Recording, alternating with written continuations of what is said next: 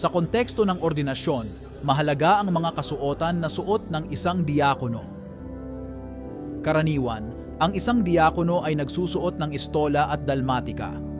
Kapag ang isang diakono ay inordinahan bilang pari, may simbolikong pagbabago sa mga kasuotan. Bago ordinahan bilang pari, ang diakono ay nakabihis bilang diakono, suot ang nararapat na kasuotan tulad ng estola sa kaliwang balikat at dalmatika.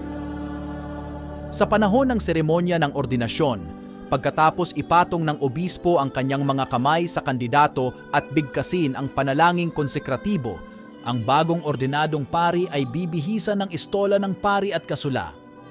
Ang pagbabagong ito ng kasuotan ay sumasagisag sa paglipat mula sa diakono patungo sa pagiging pari, na binibigyang diin ang mga bagong responsibilidad at tungkuling haharapin ng inordinahang tao. Ang estola ng pari ay isinusuot sa leeg at nakabitin sa harap, na sumasagisag sa pamatok ni Kristo at sa bagong kapangyarihan na ibinigay sa pari.